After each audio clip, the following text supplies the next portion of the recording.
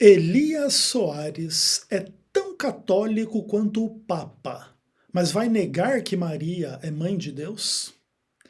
Eu sou o Ezequiel Gomes, você está no canal Vem Senhor Jesus e hoje nós damos continuidade à nossa série de análises do último debate que eu fiz com o pastor da Assembleia de Deus, Elias Soares, lá no Vejam Só, onde o Elias Soares quis pregar a doutrina da imortalidade da alma apelando para cristologia, como se Cristo fosse um homem de alma imortal, e aí quando ele morreu, na verdade ele não morreu, mas a sua alma saiu do seu corpo e permaneceu viva, e aí por isso a união hipostática entre a divindade e a humanidade de Cristo estavam intactas, porque a humanidade de Cristo estava intacta na sua alma imortal, e blá blá blá. E aí, inclusive, me acusou de ser um herege, de falar, sei lá, sobre a morte de Deus e etc e tal. E dentro dessa série que a gente está fazendo de análises a respeito desse tema, a gente está demonstrando, de forma alternada, tanto na Bíblia quanto na história da igreja, os fundamentos, assim, daquilo que eu, Ezequiel, de fato defendo, tá? E hoje chegou o dia da gente falar sobre uma questão muito interessante que toca tangencialmente na nossa discussão a respeito da morte de Deus, ou da suposta morte de Deus na morte de Cristo, que tem que ver com a identidade de Jesus Cristo como Deus e de Maria como mãe de Deus, e a gente vai fazer essa discussão com base no material A Tradição Cristã do Jaroslav Pelikan, que é o material que a gente está estudando aqui dentro dessa série, alternando com os estudos bíblicos, onde a gente pega a Bíblia e demonstra aí os fundamentos daquilo que a gente crê, tá? Beleza. Então a gente vai ler da página 249 até a página 250, alguns parágrafos aqui, onde o Jaroslav Pelikan faz uma discussão muito importante, muito interessante, mas que ao mesmo tempo ela acaba sendo um pouco esquecida e escanteada no contexto protestante. Então o que acontece? Por exemplo, o Elias Soares é tão católico quanto o Papa. Crê na imortalidade da alma, crê em estado intermediário, que é a versão protestante, entre aspas, do purgatório. Crê aí que o domingo é o dia do Senhor, e aí você tem que ir lá no culto no domingo, culto dominical e coisas assim desse tipo. Demonstrando que o Elias Soares não leva somente a Bíblia como regra de fé, doutrina e prática, mas também a tradição. Inclusive, o Elias Soares aí diz que tem que manter intacta a união hipostática. Você já viu união hipostática na Bíblia? Nunca viu, né? Mas esse é um termo da história da igreja, dos pais da igreja, da tradição cristã, da tradição católica, Como o Elias está muito comprometido com o catolicismo, mesmo sem saber, ele então defende essas coisas todas, só que e aí? Você vai defender um monte de pauta católica, Elias, e vai esquecer a mariologia e a relação entre Maria e Cristo e na ideia de Maria como mãe de Deus? E quais são as implicações que essa ideia na história do cristianismo tem para nossa discussão? Vamos lá bater esse papo então. E a maioria dos protestantes acaba deixando esse assunto um pouco de lado, exatamente para também não ser confundido com os católicos. Por isso, em geral, a reflexão protestante a respeito de Maria, mãe de Jesus, é bem menos desenvolvida do que no catolicismo, que você tem inclusive tratados gigantescos para falar de mariologia e tudo mais. É bem interessante, tá? Então vamos bater esse papo aqui a partir do trabalho do Jaroslav Pelikan. Então ele diz o seguinte: de essencial interesse na liturgia era a linguagem usada em relação à Virgem Maria, que tinha vindo a ser chamada de Theotokos, que é o termo grego para a expressão que a gente traduz como Mãe de Deus. A despeito do esforço para encontrar prova disso em outros lugares, há motivo para acreditar que o título teve origem em Alexandria, onde harmonizava com a tradição alexandrina, genérica e epitomada. O exemplo mais antigo e incontestável do termo Theotokos foi na encíclica de Alexandre da Alexandria, dirigida contra o arianismo, em 324. Mais adiante, no século IV, o imperador Juliano, em sua polêmica contra os galileus, perguntou aos cristãos: por que vocês chamam incessantemente Maria de Theotokos? Mas as origens da ideia de Theotokos não devem, quase com certeza, ser procuradas nas polêmicas nem na especulação, mas na devoção. Talvez na versão grega primitiva do hino para Maria, Subtum Prazedeum, né? Um título aí de um hino dedicado a Maria, um hino da igreja primitiva, na sua versão grega. Aí ele diz assim: aqui também a teologia deve concordar com a liturgia. Lembra que dentro dessa série a gente já falou sobre a possibilidade da gente adorar Cristo sem cometer blasfêmia, né? E sem adorar a criatura no lugar do Criador. Isso inclusive identifica Jesus como Deus. Então, se você encontra Jesus encarnado na rua, você pode adorá-lo como Deus, sem medo de cometer blasfêmia, né? Por quê? Porque a liturgia deve concordar com a teologia, ou seja, você pode de fato adorar Cristo, porque Cristo de fato merece adoração, porque Cristo encarnado é Deus. Lembra, inclusive, que a teologia cristã defende que Jesus, quando andava entre os homens, ele era Deus e homem ao mesmo tempo, 100% Deus e 100% homem, tá bom? E aí isso vai ter implicações agora para a nossa discussão a respeito dessa discussão aqui sobre Mariologia. Aí o Jaroslav continua dizendo o seguinte: Maria, nos conflitos com o gnosticismo, tinha servido como prova da realidade da humanidade de Jesus. Ele tinha verdadeiramente nascido de uma mãe humana e, portanto, era um homem, assim escreveu Irineu de Leão. Mas a piedade e a reflexão cristãs tentavam provar o sentido mais profundo da salvação e o paralelo entre Cristo e Adão. Encontrou sua contraparte na imagem de Maria como segunda Eva, que por sua obediência tinha desfeito o dano causado pela desobediência da mãe da humanidade. Assim também escreveu Irineu de Leão. Maria era a mãe do homem Jesus Cristo, a mãe do Salvador. Mas ele, para ser o Salvador, também tinha de ser Deus. E ela, como sua mãe, tinha de ser, entre aspas, a mãe de Deus, Theotokos, né? Na devoção popular, esses temas se entrelaçam com outras especulações sobre a maneira do nascimento de Cristo e da vida posterior da Virgem Maria. Mas o desenvolvimento da imagem cristã de Maria e o eventual surgimento de uma doutrina cristã sobre Maria, em seus temas fundamentais, deve ser entendido no contexto do desenvolvimento da devoção a Cristo e, claro, do desenvolvimento da doutrina de Cristo, né, que é a cristologia. Então, o que o Jaroslav aqui está pintando? Ele está pegando o exemplo dos escritos de Irineu de Leão, que é um dos mais importantes pais da igreja que existem, e começa a apontar como que o Irineu, inclusive, ele representava um pouco dessas discussões nos seus escritos, no seu pensamento, fazendo inclusive as perguntas básicas que conduziram a igreja cristã a dar a Maria o título de Mãe de Deus. Porque é o seguinte, Maria tinha sido mãe de Jesus Cristo Salvador. Mas para ser Salvador, ele não poderia ser um mero homem, mas tinha que ser o próprio Deus, né? O livro de Isaías diz: eu sou o Senhor e fora de mim não há Deus, fora de mim não há Salvador, ou seja, Deus é o próprio Salvador.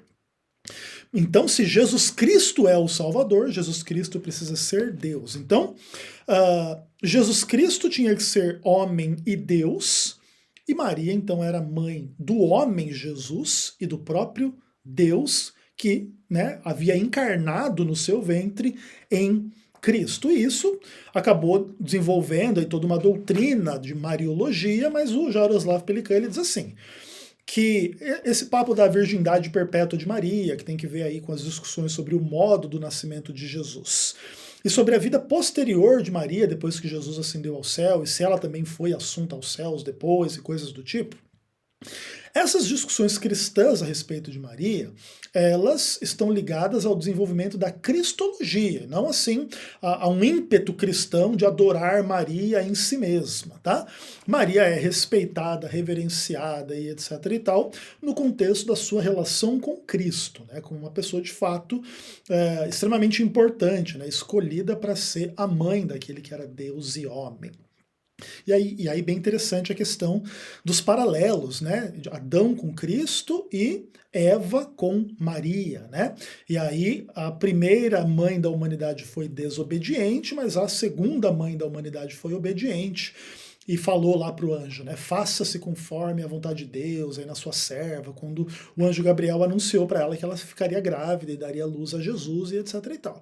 E aí, como o primeiro Adão foi desobediente, o segundo Adão foi obediente. Então, Maria e Cristo desfazem a obra de Eva e Adão na história da salvação e etc. E aí, inclusive, por causa disso, muitos católicos têm o ímpeto de colocar Maria como corredentora, e tem umas discussões gigantescas aí sobre mariologia no contexto católico, tá bom?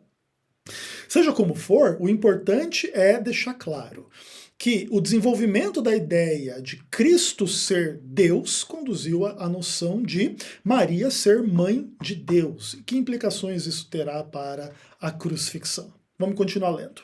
Aí o texto diz assim: pois era de grande importância para a cristologia se alguém tinha ou não o direito de chamar Maria de mãe de Deus. Os arianos e outros podem ter usado esse termo sem ter extraído dele conclusões concordantes com a ortodoxia.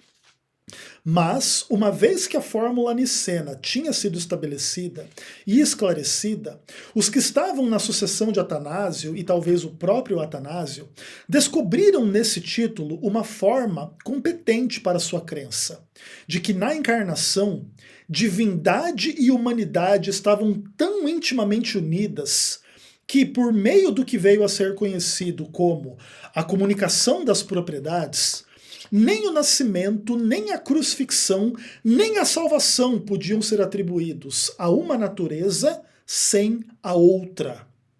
Era uma forma de falar de Cristo, no mínimo, tanto quanto de falar sobre Maria, uma vez que era possível de falar de Cristo como o Deus sofredor.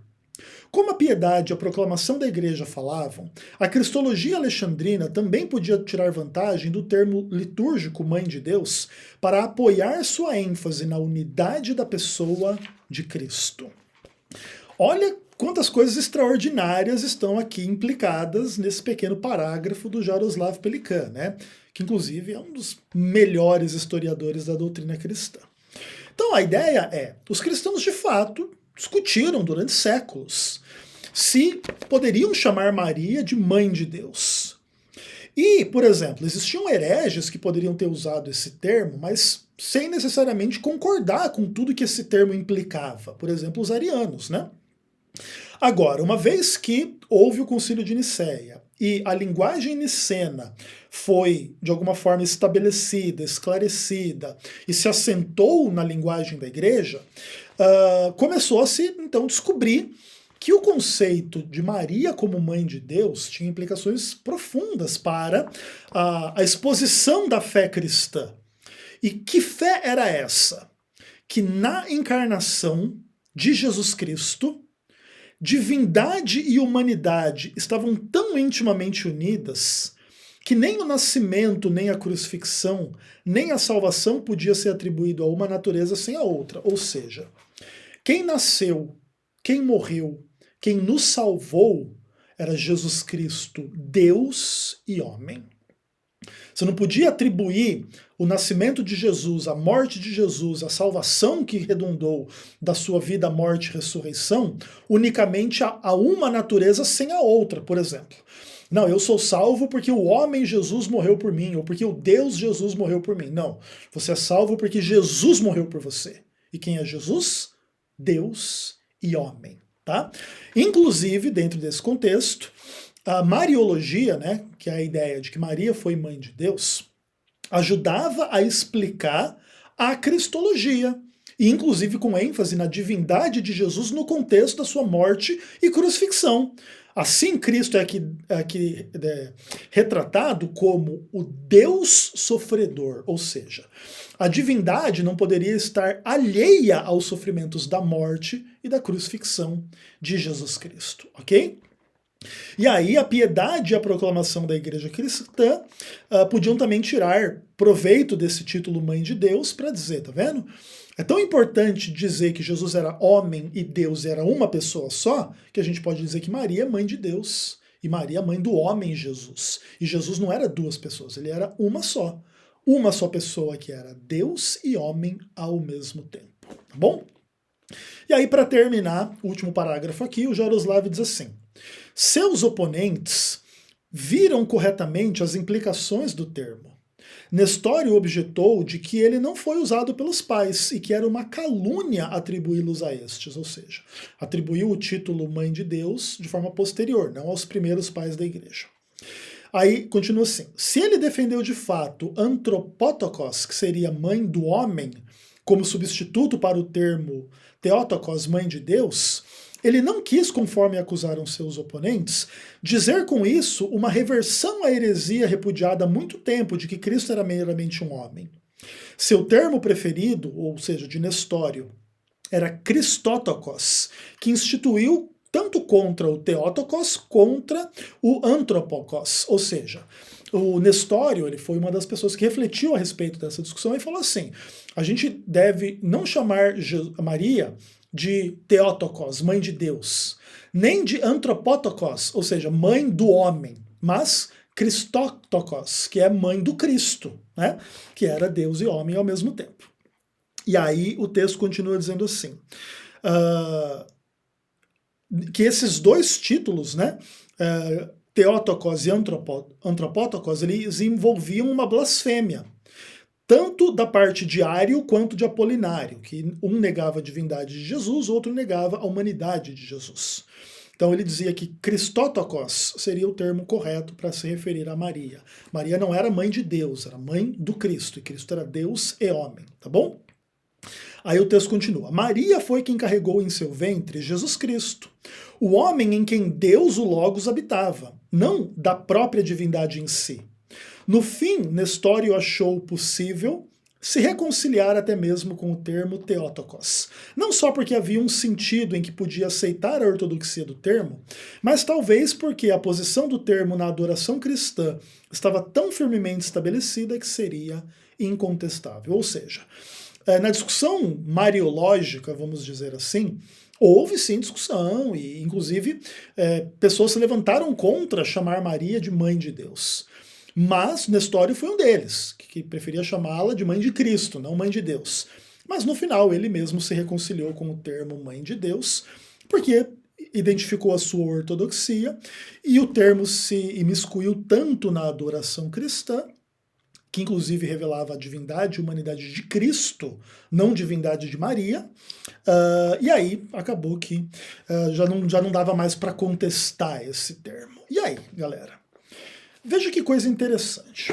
O Elias Soares acusa o Ezequiel Gomes de ser um herege, porque dentro da visão do Elias Soares, a visão aniquilacionista e a visão mortalista do Ezequiel conduzem a uma negação da ortodoxia cristã, que fala lá, por exemplo, da união hipostática, e a gente não pode discordar da tradição cristã da união hipostática.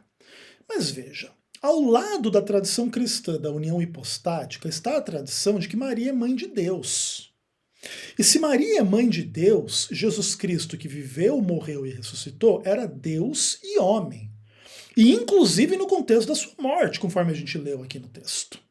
Tá? O Deus que sofre. Não se pode atribuir o nascimento, a morte e a salvação meramente à parte da natureza de Cristo, mas a sua natureza por completo, divina e humana. Então quem foi crucificado por nós? Foi Cristo, divino e humano, ok? E aí, essa parte da tradição cristã a gente pode rejeitar Elias Soares, ou seja, Elias Soares é simplesmente um hipócrita, que diz que você tem que se comprometer com a tradição cristã na hora de não desfazer a união hipostática, porque isso é muito importante, mas que cospe na tradição cristã quando nega que Maria era mãe de Deus e que Jesus era Deus e homem, e como tal morreu e viveu e ressuscitou, como Deus e homem, né? Mas não, isso é heresia do Ezequiel Gomes, né? Foi Ezequiel Gomes que inventou tudo isso aí, né? Elias Soares. Para quem nunca estudou a história da igreja, deve ser essa impressão que passa mesmo, né? E veja, né, quantas pessoas lá no contexto daquele debate disseram que o Ezequiel é um completo herege, que não sei o quê. Pessoas que nunca estudaram a história e a teologia cristã, acusando Ezequiel Gomes. Seja como for, a gente continua a falar desse tema no próximo vídeo. Um abraço.